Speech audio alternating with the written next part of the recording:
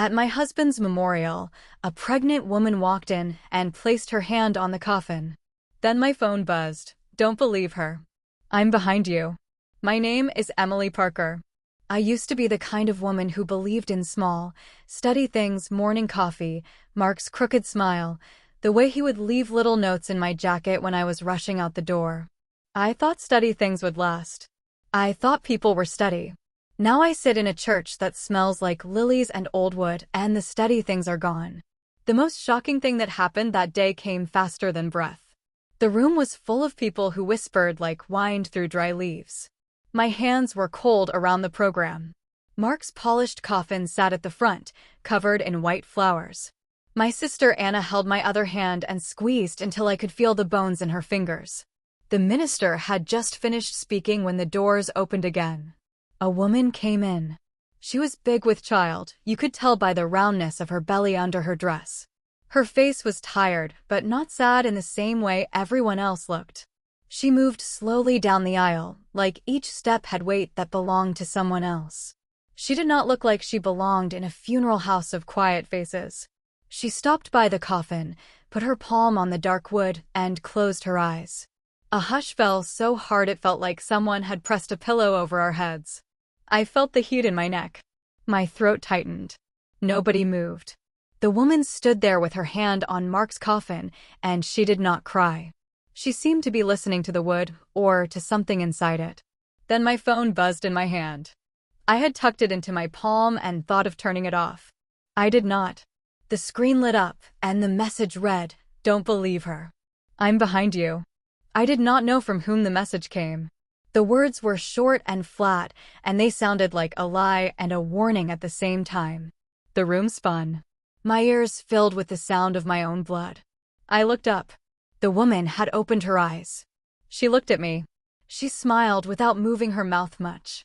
The smile made me feel colder than the air in the church. She did not speak. For a moment, my world was only that look and that smile and the way my phone buzzed in my hand like a small living thing.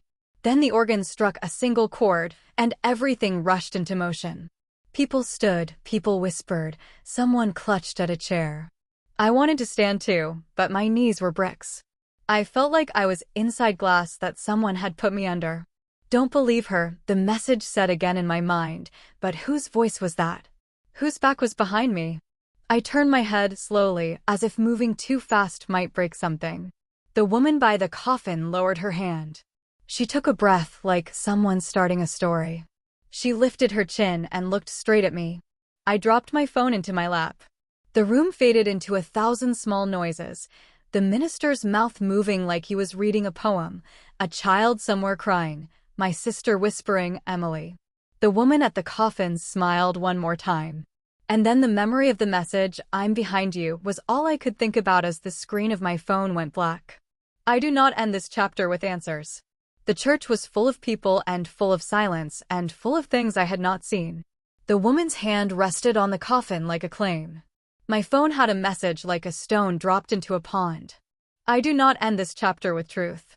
I end it with the whisper of something else arriving, a sound that was not part of the funeral, a new shape moving into the room, and my heart that would not stop pounding. Before that day, before the pregnant woman came and before the phone buzzed, there was a life that felt ordinary. It is important to know what ordinary felt like, because ordinary turned sharp in a single afternoon, and ordinary is what I miss. Mark and I met in a little coffee shop in October. He had funny hair that would not lie flat, and he loved the same loud band I loved. He spilled coffee on me on our second date and blushed like a boy. We married a year later on a bright Saturday in June. The photos show us laughing. Our house was small and cozy and smelled of bread when I baked. We saved for things slowly, watched old movies, and argued about small and harmless things, where the remote belonged, whether the plant in the window needed more water. Sometimes our fights lasted for a night and were gone in the morning. He worked at a small tech firm. He liked to tinker with codes and circuits. He said his job made his mind sing. When he came home, we would talk about nothing: the neighbor's dog, the bread I burned, plans for no plan at all. He was not rich in money, but he was rich in small habits: a towel folded the same way, his tea brewed just so, a habit of listening when I spoke. Then, one gray Tuesday, everything changed. Mark did not come back from work. There was no long argument or sudden fight. There was a call at 11 that night. I remember picking up my keys without thinking, shoes slapping on the floor, and Anna coming to the house with her coat already on. The police officer's face looked tired and very small. He said there was an accident. My hands shook as if someone else had them. People say the world stops when someone you love dies. That is not true. The world moves on like a train. The train keeps going, and you are sometimes left standing on a platform with your arms full of suitcases that do not belong to anyone anymore. The funeral arrangements fell on me like rain. Friends brought casseroles. The pastor called. There were charts to sign and songs to choose and a burial to plan. For a while, life was made of memories.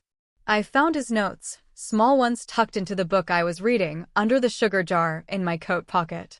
I read them over and over. "Call me for no reason," one said. "You were my lucky star," another. They were sweet and silly and everything I had left. Weeks passed. I tried to sleep in the bed we had shared. I tried to make tea the way he would have liked. The house was too big for one person to be alone in. People visited. They said things like, "He was a good man," and "We are so sorry." Those words are warm and empty both at once. Then the rumors started. Not loud rumors, just small ones that sifted into my ears like dust.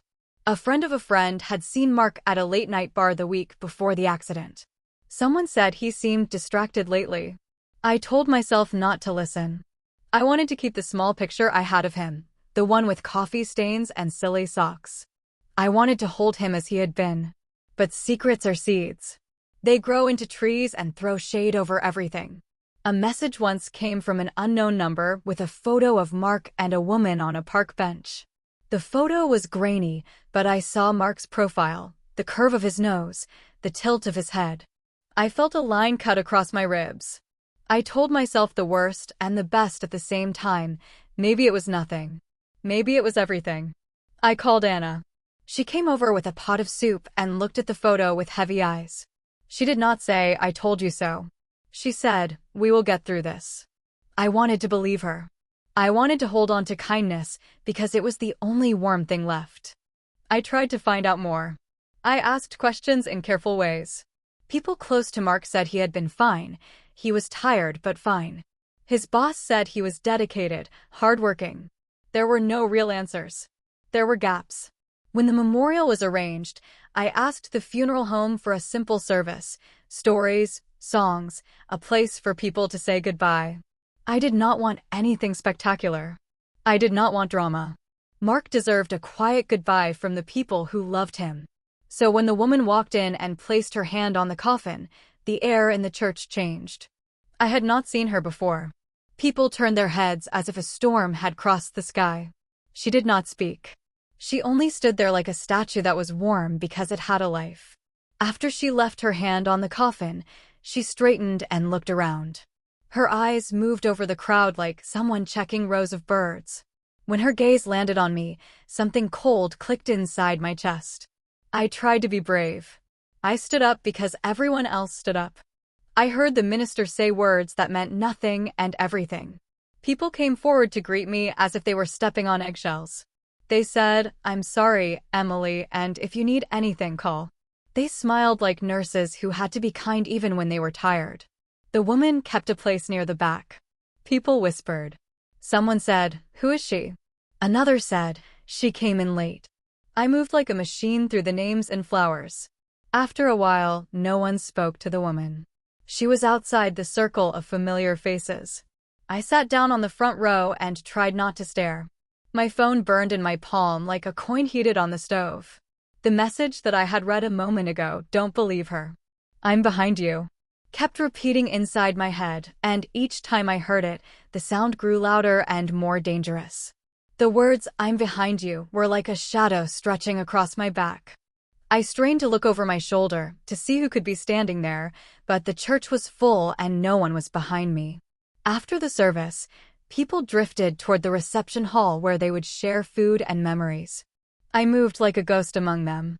I heard people tell stories about Mark, the way he fixed radios as a child, The way he once rescued a stray dog and brought it home smelling of oil. These stories made me laugh and cry, sometimes at the same time. Laughter tasted strange on my tongue. The woman with the baby belly stayed by the doorway. She did not go to the food table. Instead, she stood with her back to the wall and looked down. I noticed then that she was wearing a small silver necklace. It caught the light. I could not tell what the charm was from where I stood, but it had a shape like a tiny heart or a tiny key. I tried not to let my eyes linger. I did not want to let her into my head. My sister Anna walked me through the crowd. She kept her arm around my waist like a rented coat. People hugged me and said things that I had heard 100 times in the last weeks. I smiled when I had to. I did not want to fall apart in front of everyone. I wanted people to see me as strong, even if I felt like a paper thing in the wind. A man from Mark's office came up to me. He spoke about a project Mark had been excited about. He said Mark had been planning something big, something that would help people. His words sounded hollow. I could not tell if it was because the grief made everything sound hollow or because I wanted to ask him a question that I could not find the words for. Did he seem different lately? I asked when the man was close enough. He frowned, surprised. Different how? I folded my hands tightly. Did he say anything about being tired? Anyone? A woman? Anything unusual? The man hesitated like a gate opening slowly. He was distracted sometimes, he said finally. He mentioned a friend he'd been helping. He didn't say much. We were all surprised when he stopped, his face folding with the same tiredness as the officers at the beginning. We're all surprised. People around us started to laugh at a story someone told, and the sound was loud and bright for a moment. It felt like a hand had clapped across my face. I was dizzy. I needed air. I left the room and walked into the cool evening. The sky was the color of a bruise. I stood by the car and tried to breathe. I did not realize how close I had come to a truth I could not yet hold. I thought about the woman, about the small silver necklace, about the photo that had arrived on my phone weeks earlier. I thought about the message in the church, "Don't believe her." The church doors opened and someone stepped out. It was the pregnant woman. She was slower in the light. She looked at me with a calm that made me feel small. She walked toward me like a person who had a right to be there, like the world owed her that walk. "Emily," she asked in a voice that sounded like the rustle of paper. I did not answer. My mouth was dry. Her hand was still warm from the coffin. She stood close enough that I could see the lines on her palm. There was a small scar near her thumb. "I'm sorry for your loss," she said. "He was a good man."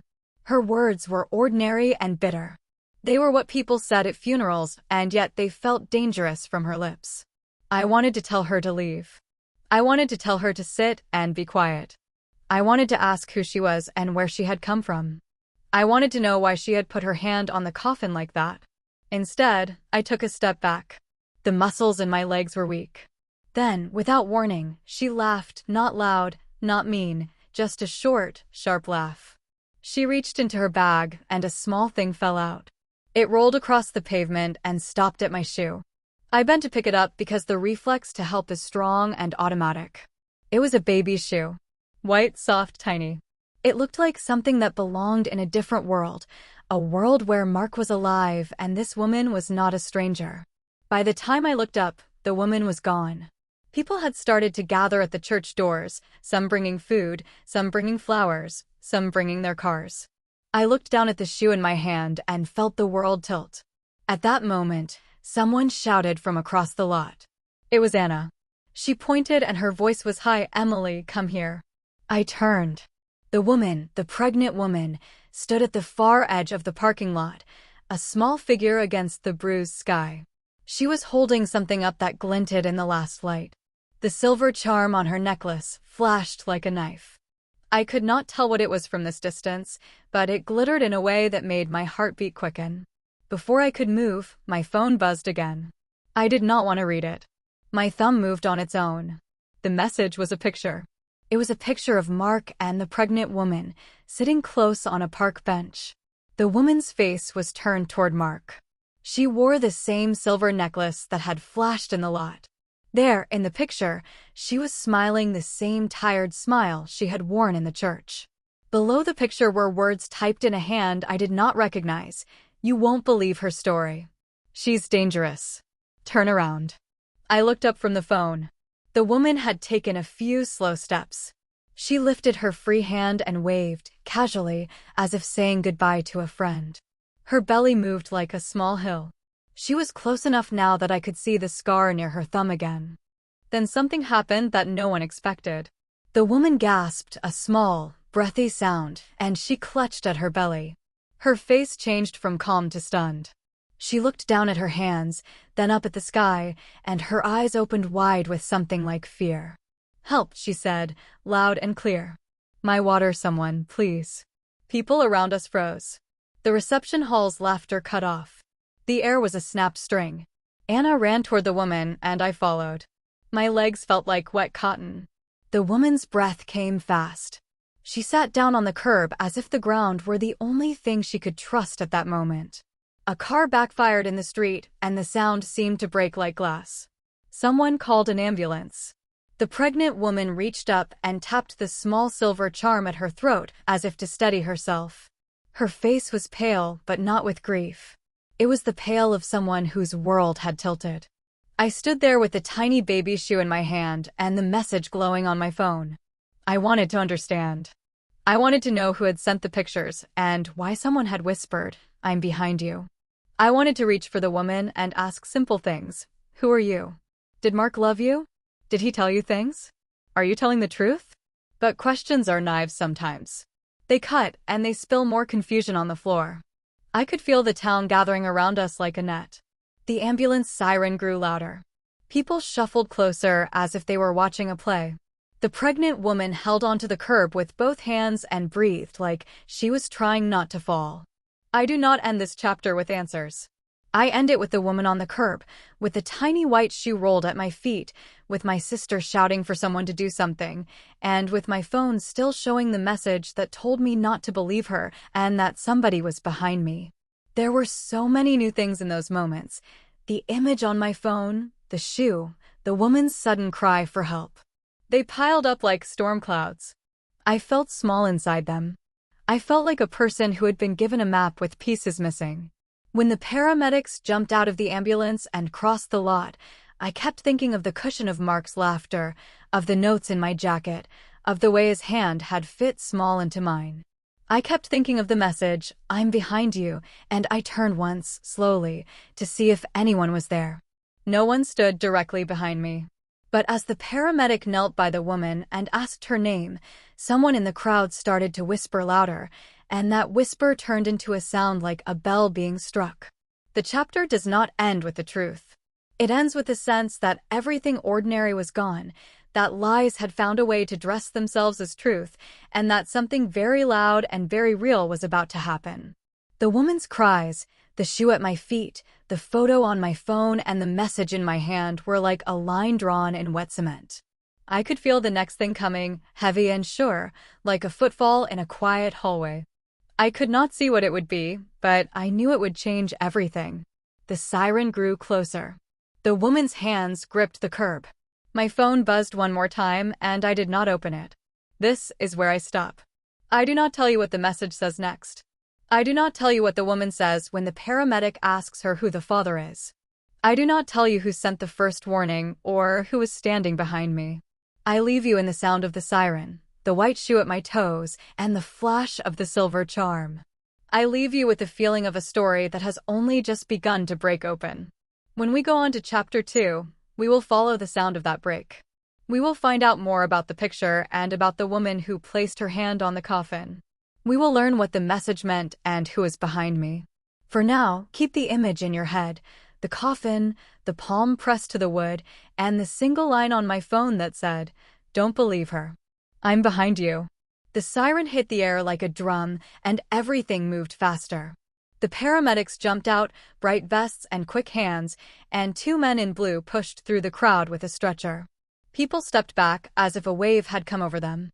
The woman on the curb held her belly and breathed hard. Her eyes were wide and dark and full of a fear that was not the quiet grief of the funeral. It was raw and immediate, like someone waking from a bad fall. A paramedic crouched and talked to her in a calm voice that I could not find inside my chest. "Ma'am, can you tell me your name?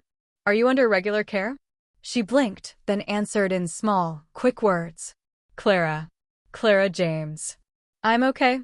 I think my water broke." She placed her free hand on the silver charm at her throat, fingers trembling. The charm flashed in the sunlight like a promise. "Any pain besides the water?" the paramedic asked. He checked her pulse and asked a few other quick things. He handed her a blanket and spoke into his radio. His voice was even and clear, like someone reading a script. Anna was already by my side. She pushed through the small ring of people and slid a hand against my back. Her nails were white with pressure. "Emily," she whispered, "do you know her?" "I don't." The word felt thin. "I think I've seen a picture." "Who sent you pictures?" she asked under her breath. I did not answer. My hands were still holding the tiny white shoe as if it could tell me something. The shoe felt heavy and impossible. It had the softness of cloth and the shape of a future. I hated it then. I hated it for being proof that someone else had a place in Mark's life that I had not known about. The paramedics lifted Clara onto the stretcher with practiced care. She did not scream, but she kept saying, "It's coming faster. It's coming." Her voice held a strange calm, as if she had rehearsed the words and now had to say them for real. Someone from the funeral home had called a neighbor with an SUV, and they cleared a path. People stepped aside like the sea making way for a boat. As Clara was slid into the ambulance, she looked back once. Her eyes found mine, and for a second the world narrowed to that look. She did not smile. She did not say anything else. She only reached up and touched the silver charm one more time as if to steady herself. The paramedic closed the ambulance door with a soft thud and the lights began to flash. The engine started. The siren wailed again, and then the vehicle pulled away, leaving a thin strip of light on the road. I stood in the place where she had been, the tiny shoe in my hand, the picture on my phone burning between my fingers. People moved around me like a crowd in a slow movie. The organ hymn from the church floated across the lot like a memory. "Who sent the photo?" a woman asked behind me. She was one of Mark's old coworkers. Her voice carried the small, fierce curiosity of people who want to belong to the next piece of a story. I turned and handed my phone to Anna without thinking. "It came in an hour ago," I said. "From an unknown number." Anna's face changed. She scrolled through the picture with quick, harsh movements. "This is her," she said, voice low. "That's the same necklace." Her finger tapped the image and zoomed. The silver charm was a small, round disc with a line through it that looked like a tiny keyhole. "We need to find out who sent it," a man said behind us. He sounded like someone trying to help but not sure how. People who do the wrong thing in the right way feel like strangers at a party. I could see that in his hands. As Anna and I walked back toward the church, I thought about how small any piece of truth could be. A photo, a shoe, a message. Each was a small, hard thing that cut and left a bruise. I wanted to know everything and nothing at once. Inside the church, the reception had shifted into a blur. Coffee cooled untouched. A tray of sandwiches sat like a quiet island.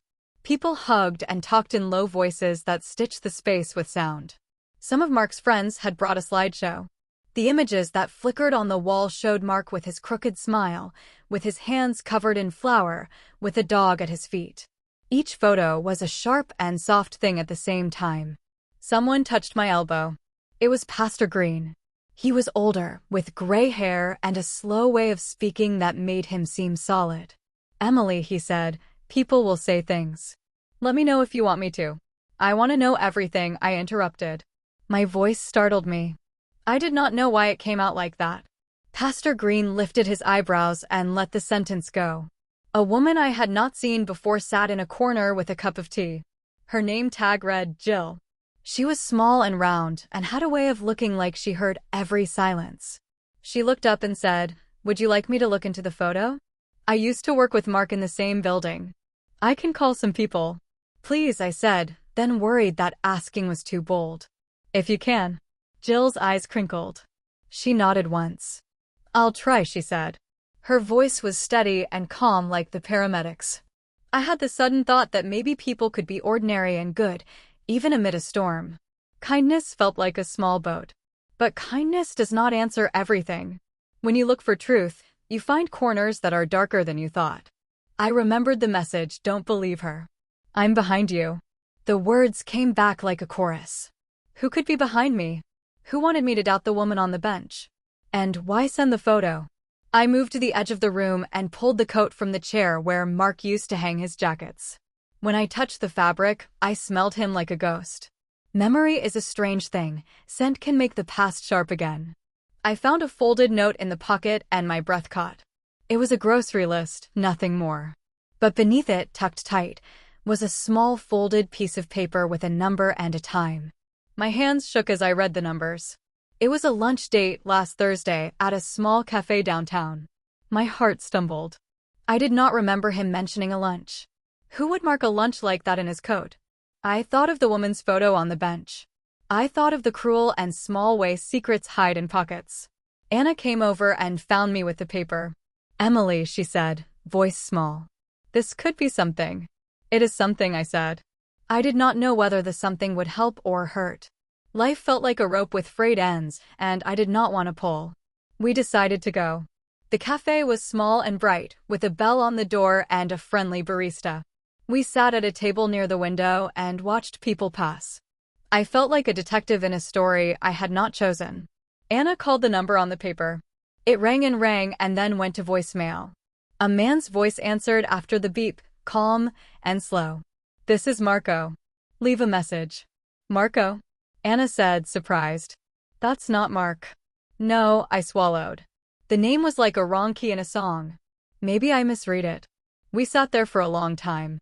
Anna ordered coffee and then changed her mind and drank water. I watched the door like someone waiting for a friend who might not come. The cafe smelled of roasted beans and sugar. A woman at the counter laughed, and it was small and ordinary and made my chest ache in a new way. My phone buzzed again. I did not want to look. I did anyway. A new message. No number. Just words, short and cruel and sharp. "If you go to Marco's, you will see everything. Don't go alone." I looked up. The cafe felt small and loud.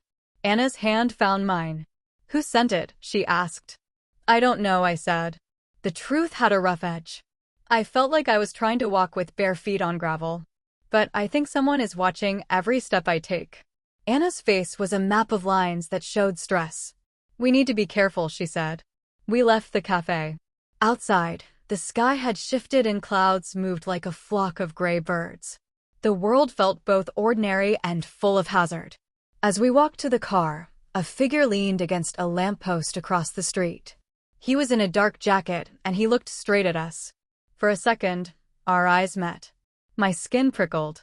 I felt the message, "I'm behind you," in the back of my neck. The man raised his hand, not in a wave, but in a small motion like someone acknowledging he had seen something. Then he turned and walked away, shoulders straight, as if leaving nothing behind. I gripped Anna's hand harder. "He was watching," I whispered.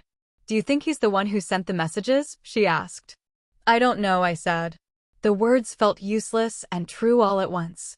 There was a feeling in my gut like cold water running down a drain.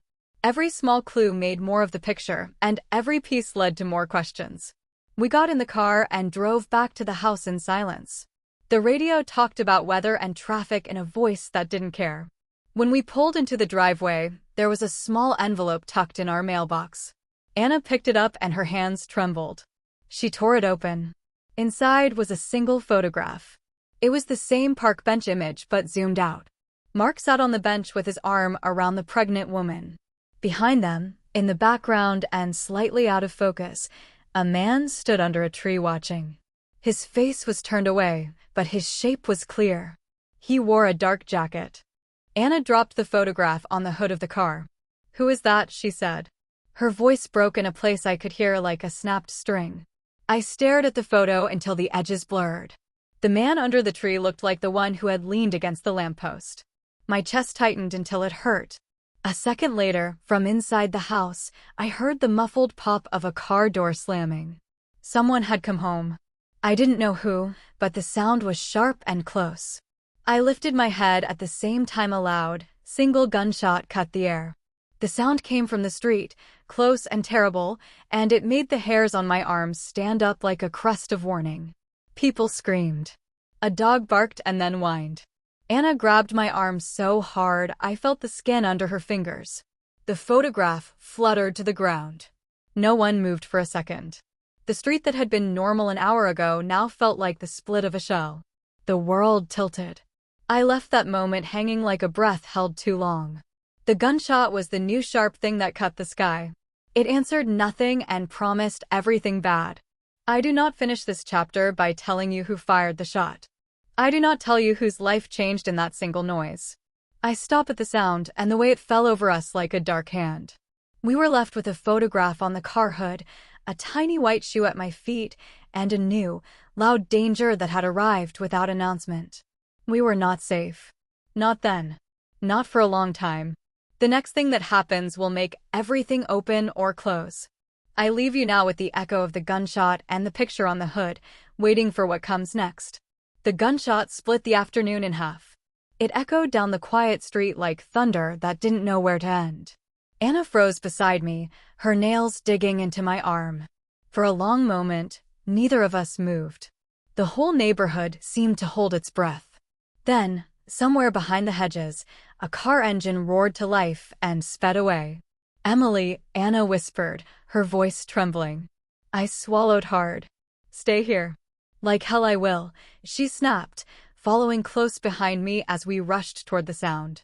My legs felt weak, but they moved anyway, my heart hammering so loud it drowned everything else out. We turned the corner and saw it, a dark car halfway on the curb, the driver's door open, and a man lying face down on the asphalt. His jacket was black, his shoulders still. My stomach dropped. It was him, the man who had been standing across the street from the cafe, the one watching us. "Call 911. I screamed, kneeling beside him. My hands shook as I reached for his neck. His pulse was faint, just a flicker beneath my fingers. There was blood on the pavement, spreading like ink in water. Anna's voice shook as she talked to the dispatcher, giving the address, saying words like gunshot and not moving. I pressed my scarf to his wound even though my whole body screamed to run. The man's eyes fluttered open for a second. His lips moved, and I leaned close, my breath caught between hope and terror. "She's not who you think," he whispered. His voice was thin, scraping like metal on stone. "Behind the photo, check marks." His breath hitched, then stopped. I pulled back, staring at him, my scarf soaked red. My mind was blank and loud at the same time. Anna dropped her phone. "Emily, he's dead." I couldn't speak. The man's words looped in my head like a broken record. "She's not who you think. Behind the photo. Check marks what? Marks what?" Before I could think, two neighbors ran out from their porches. One of them shouted that the police were on the way. The world spun in slow circles. Sirens began again in the distance, the kind of sound that fills you up with dread before you even see the lights. Anna tugged at my sleeve. "We have to go inside. Emily, we can't be standing here when the police come." "You're shaking." I looked down. My hands were covered in blood. The man's blood. I stumbled back, my breath breaking in half. I don't even know who he is," I said, though the lie felt wrong. I knew he was connected somehow. He had been watching. He had sent the messages. He had tried to warn me. And now he was dead. The sirens grew louder, closer. I backed toward our house, heart pounding. The neighbors started talking fast, pointing. My mind raced with one thought. Why did he say check marks? We slipped inside just as the first police cruiser turned into the street. I shut the door, locked it, and leaned against it, trying to breathe. The smell of lilies from the funeral flowers still filled the house, sweet and wrong in this new chaos. Anna paced. "What if they think you had something to do with it?" "I didn't even touch a gun," I snapped. "Someone shot him and took off before we got there." Anna pressed her hand to her forehead. "Emily, think." "He said check marks, what?" I shook my head. "I don't know. It could have been phone maybe? Or car. Or..." The words stuck in my throat. Mark's laptop. It had been sitting in the study since the day he died. I hadn't been able to touch it. But maybe that's what the man meant. Maybe there was something in there, something I wasn't supposed to find. I looked at Anna. We have to check his laptop. Now? While the police are outside. Yes, I said firmly. Now. We moved quickly to the study. The laptop sat under a thin layer of dust, the same spot where Mark left it the morning of his accident. The screen lit up with a soft glow when I opened it. I typed in his usual password, Lucky Emily, and it unlocked. I froze. On the desktop were only 2 folders. One named Work. The other named Clara. The same name the pregnant woman had given to the paramedics. Anna leaned over my shoulder. Oh my God. I opened the folder. Inside were dozens of photos, Clara smiling, Clara on a couch, Clara holding a baby blanket, Clara in front of the same park bench. There were also short videos. My heart clenched as I clicked one. Mark's voice filled the room. Hey, Clara. I'll be back before dinner. Don't stress, okay? I'll tell Emily everything after the presentation. I promise. Anna covered her mouth. He was going to tell you, she whispered. I paused the video. My throat burned. No, I said softly. He wasn't. He's been lying to me. For months. Tears stung my eyes, but anger pushed them back down. My whole body trembled. She wasn't just some stranger. She knew him. She was with him. And now she's having his baby, Anna whispered. The room felt too small, the walls too close. I stood up fast. The man at the funeral tried to warn me. He said, don't believe her. What if she's lying? What if that baby isn't Mark's? Anna frowned. But why would she come to the funeral like that? Why make a scene? Maybe because she wanted me to believe it. Maybe she wanted attention. Maybe she wants something from me. I stared at the paused frame of Mark's face on the screen, smiling, calm, unaware that death and betrayal would twist everything. Then my phone buzzed again. Another message. It wasn't from the unknown number this time. It was from Mark's. My breath hitched as I read it aloud. Don't touch the laptop. She's already watching you. Anna's eyes widened. Mark's number? But he's gone. I know. My voice shook. But look. The message came with a photo attachment. My stomach turned to ice as I opened it. It was a picture of me and Anna standing right there in front of Mark's desk, taken from outside the window. Someone was out there. I turned toward the window slowly. At first, I saw nothing but our reflections. Then, just beyond the glass, a shadow moved, a faint outline of someone standing under the oak tree in our yard. Anna gasped. Emily, there's someone out there. I stepped closer, my breath fogging the window. The shadow shifted again, then disappeared behind the fence. Call the police, I whispered. Anna grabbed her phone and dialed, but before she could hit send, another sound filled the house. A sharp thud from upstairs. We froze. Is someone in here? Anna mouthed. I nodded, terrified to make a sound. Another thud, heavier this time, closer. The creak of a floorboard. Someone was in the house. Anna clutched my hand. My mind raced. The front door was locked, the windows too. But the attic door, Mark had been fixing the hinges last month. It didn't latch properly. I glanced toward the staircase.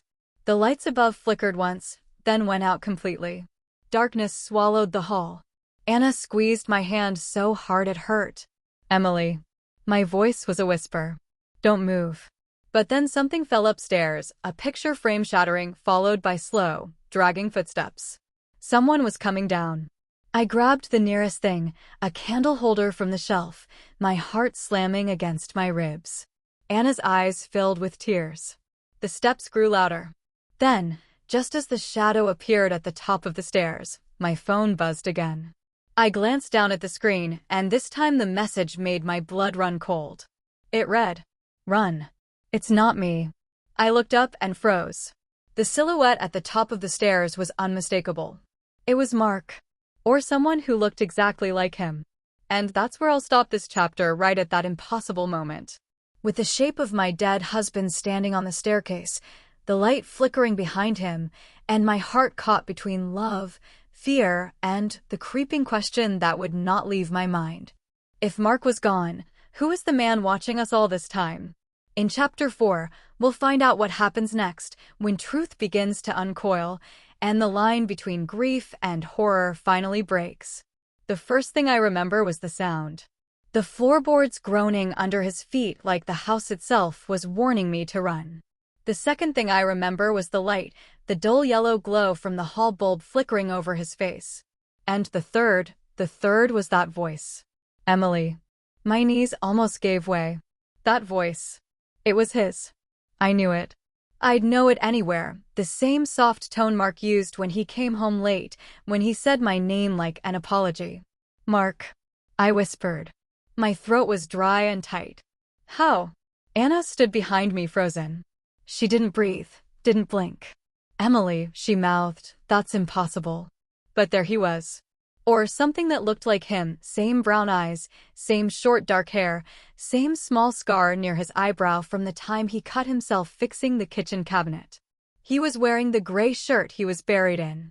Don't come any closer, I said, gripping the candle holder tighter. My voice shook. You're not real. He took one more step down, his eyes locked on mine. You shouldn't have opened the laptop. Every word scraped across my chest. I wanted to run, but my feet wouldn't move. Anna backed away, reaching for her phone again. But before she could dial, the lights in the living room began to flicker violently, one after another. Mark, or whoever he was, stopped halfway down the stairs. His face looked pained, like he was struggling to stay upright. Emily, listen to me, he said. You're not safe. They lied to you. She lied to you. I swallowed hard. Clara. He nodded, his breath shallow. She's not who you think. What do you mean? I asked. But before he could answer, a loud knock slammed against the front door, 3 times, heavy and sharp. Anna screamed. Mark's eyes darted toward the sound. Don't open it, he said. Please. Whatever you do, don't. The door burst open before he could finish. A beam of light cut across the room. Police. Hands where we can see them. Mark turned his head slowly toward the light, and that's when everything changed. The moment the flashlight hit his face, the space around him shimmered. For half a second, I could see through him. Anna gasped and stumbled backward. Oh my God, he was fading. His outline flickered like static on an old TV, and his eyes, those eyes I used to love, looked almost sorry. I tried, he whispered. I tried to fix it. Then, just like that, he was gone. The stairs were empty. The officers rushed in, shouting commands, their boots heavy on the floor. Anna raised her hands, trembling. I dropped the candle holder and sank onto the couch, too stunned to move. One of the officers, a tall man with a kind face, looked around and asked, Ma'am, what happened here? We got multiple calls, gunshot nearby, lights flickering, possible break-in. I stared at him, my mouth open but no words coming out. What was I supposed to say? That my dead husband just showed up and told me I wasn't safe? Anna spoke for me. Someone was here. We heard footsteps upstairs. The officer nodded and motioned for his partner to check the second floor. They moved carefully, clearing rooms. I just sat there, staring at the stairs where Mark had been. My heart was still pounding, my fingers numb. After a few minutes, the partner came back down. No one up there, sir. Windows are shut. No signs of entry. The kind-faced officer turned back to me. Mrs. Parker, are you sure someone was inside? I hesitated. I don't know what I saw. Anna shot me a look, like she wanted to scream at me for saying that.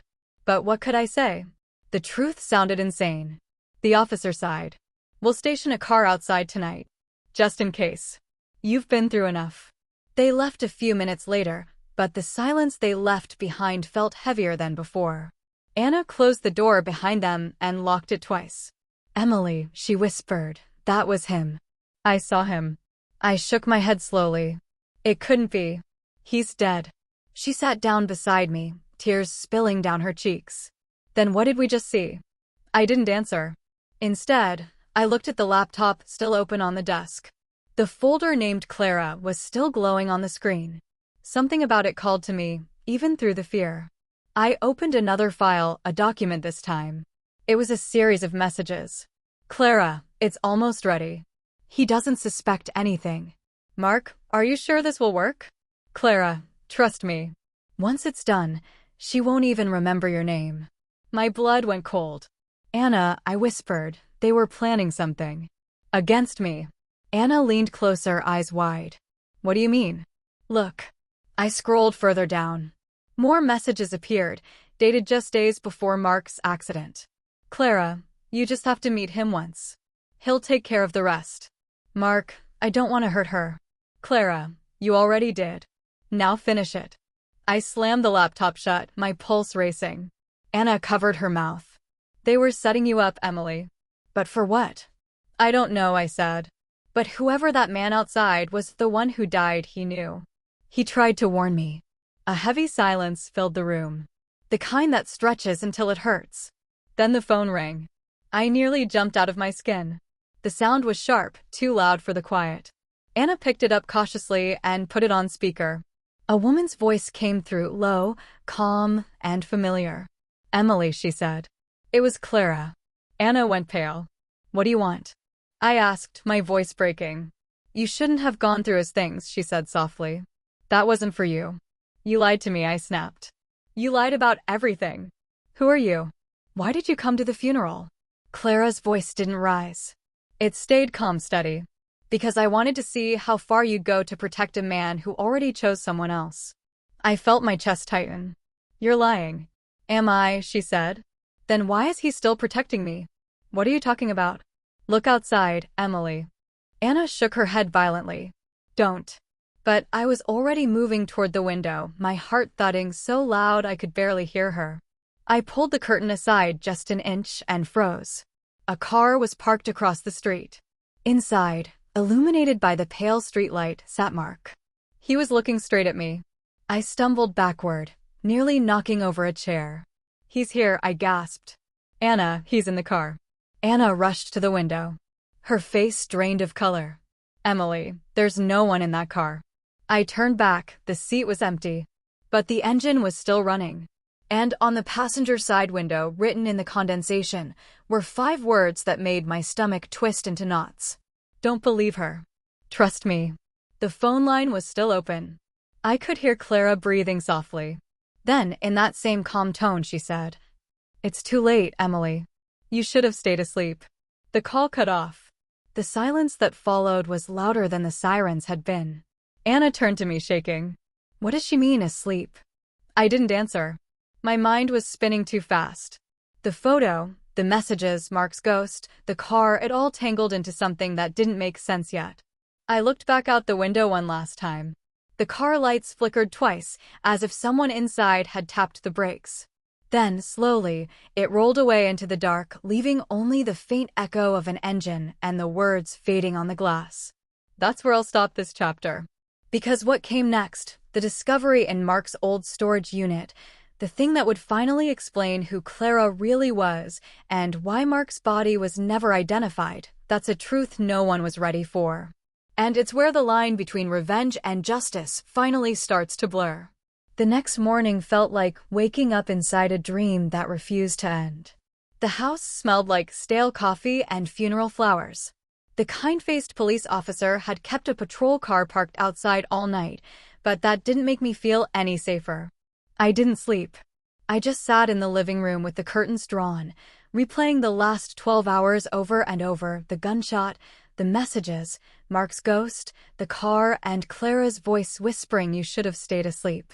Stayed asleep from what? Anna was the first to move. Her hair was tangled, eyes swollen from crying, but her voice was firm. We can't sit here waiting for her to make the next move, she said. We need to find out what's in that storage unit you told me about. Mark's old unit was on the edge of town, a place he'd rented for years for work equipment, or so he'd said. I never questioned it. Back then, trust came easily. Now, the word felt poisonous. We left early, the fog still heavy over the streets. The sky was gray, the kind that hides the sun like it's a shame to look down. When we got there, the lot was almost empty. Rows of metal doors stretched into the distance like soldiers at attention. We found his unit, number 47B, tucked near the back. The lock was still there, but the key had been sitting in Mark's old toolbox at home. Almost like he'd wanted me to find it. I slid the key in. It turned too easily. The door creaked open. Inside was darkness and dust. A faint smell of oil and old wood hung in the air. For a few seconds, we just stood there, staring at the rows of boxes stacked neatly along the walls. Mark had always been organized, painfully so. Anna found the light switch. A single bulb flickered to life, dim and yellow. There were papers everywhere, receipts, work logs, files labeled with dates. But what caught my eye wasn't the papers. It was the small wooden chest sitting on a metal table near the back. It didn't belong. Everything else looked mechanical, practical, wires, gadgets, tools. But the chest looked old, almost antique, like something from a different time. "Emily," Anna whispered, "that box. What is it?" I stepped closer, my heart tightening. A word was carved into the wood in small, uneven letters. "Clara."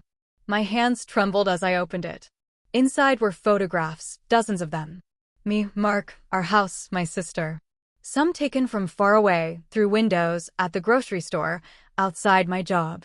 Anna gasped. "Oh my God, someone's been watching you." At the bottom of the box was a small black flash drive taped to a folded letter. I peeled it off and opened the letter. The handwriting was Mark's. "Emily, if you're reading this, I'm already gone.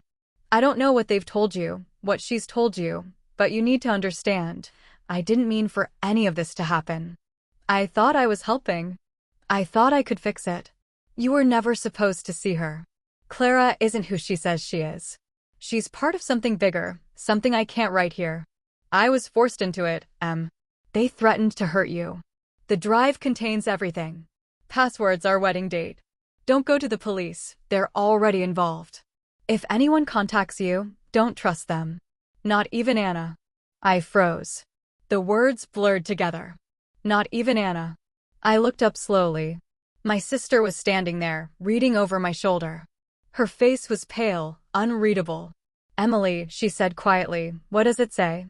I folded the paper before she could read further. "It's nothing. Just Mark apologizing for the affair." She frowned. "That's not what it looked like." I said, "It's nothing, Anna." Her eyes lingered on mine for a moment, searching, then she sighed. "Fine. But whatever's on that drive, we need to see it."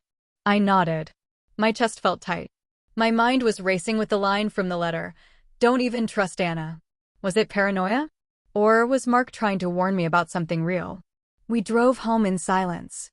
I could feel Anna's eyes on me every few seconds, like she wanted to ask something but couldn't. I kept the flash drive clutched in my hand. When we got back, I plugged it into the laptop. A single folder appeared, Project Sleep. The password worked. Inside were video clips. I clicked the first one. Mark sat in a dim room, facing the camera. He looked exhausted, eyes hollow. "If you're seeing this," he said, "then I didn't make it. Clara isn't my mistress. She's my handler. She works for something called the Sleep Program. They said it was a study about memory, dreams, and emotional conditioning. But it wasn't. They used me to test it. And now they're using her." He paused, glancing off camera. His hands shook. "They're erasing people's memories, Emily. They pick targets, people with trauma, grief, or influence, and wipe their lives clean. Make them question what's real. I didn't know until it was too late. They said if I didn't help, they'd erase you." I covered my mouth. "Oh my God."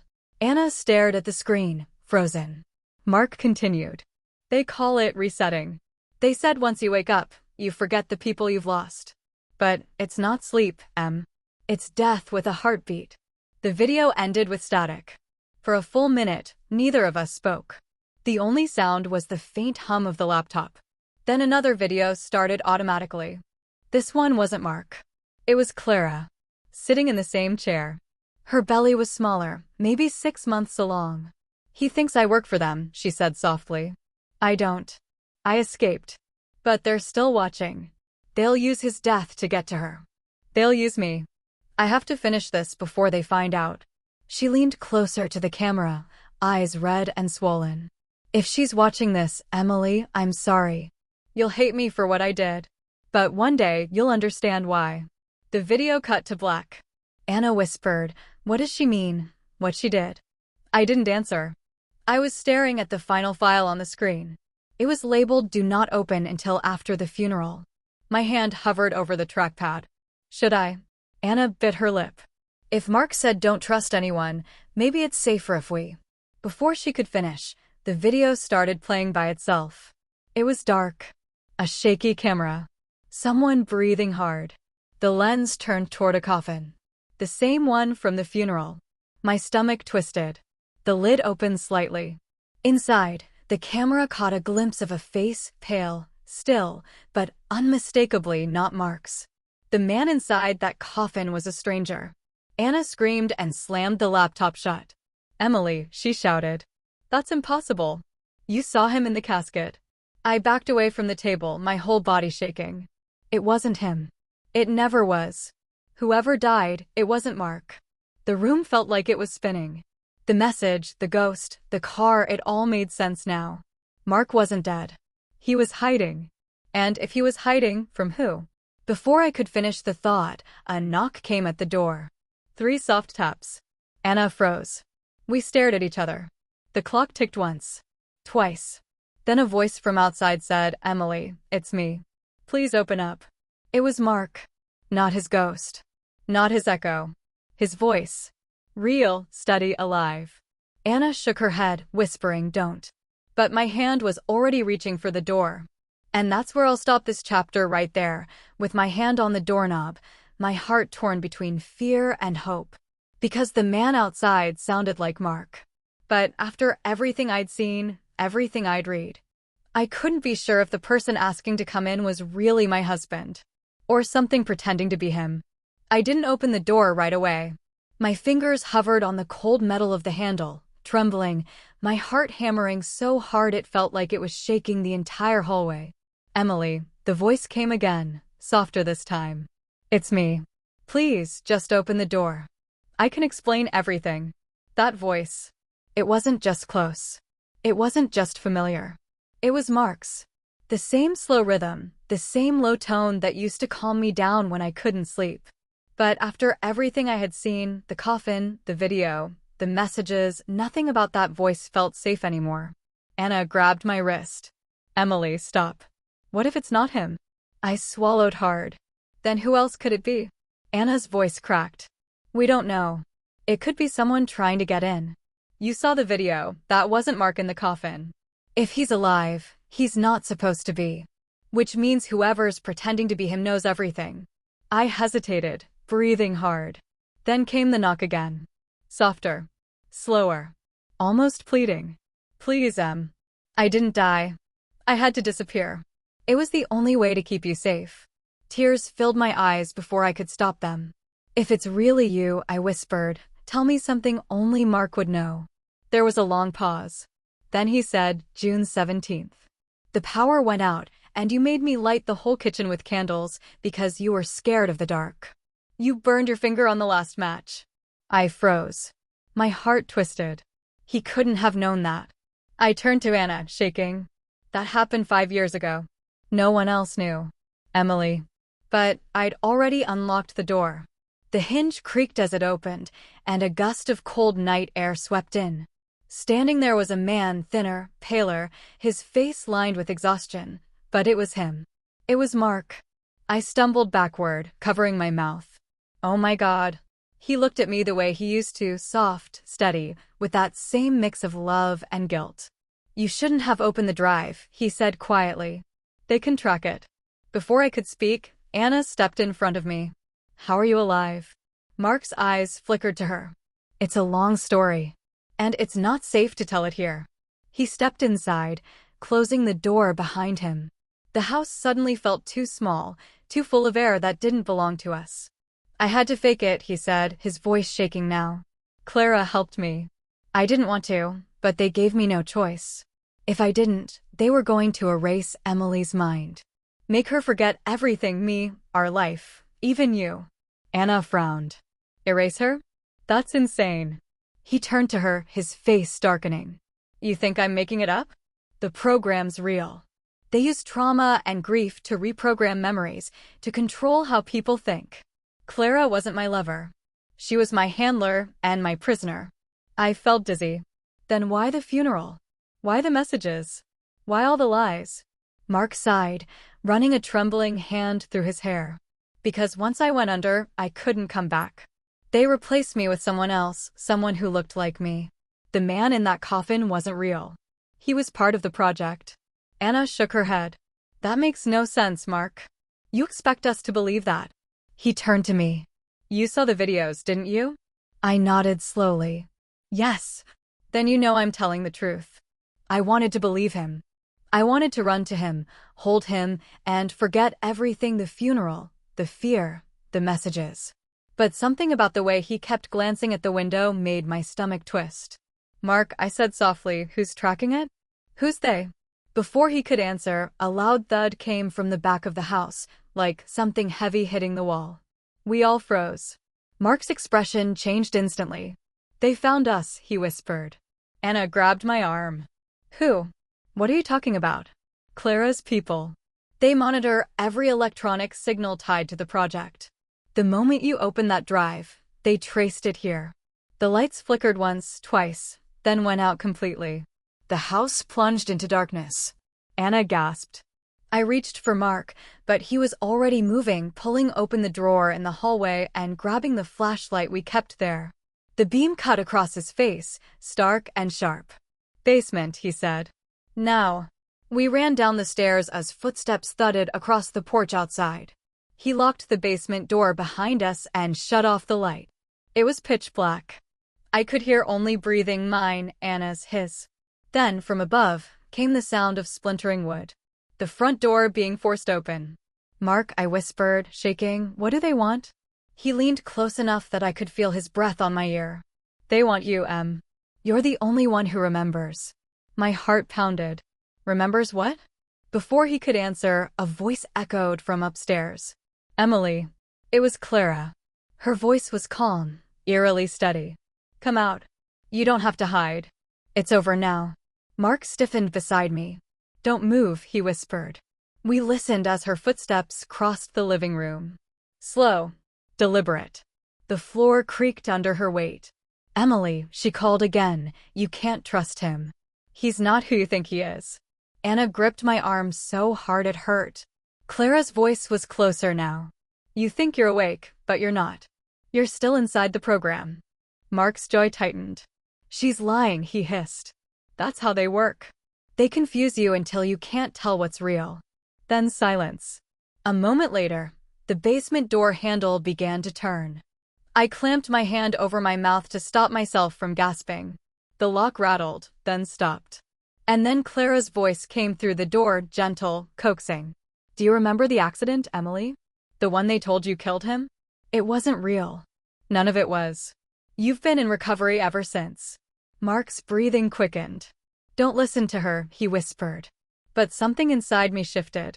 Her words, the tone, the calmness, it didn't sound like someone threatening me. It sounded like someone pleading.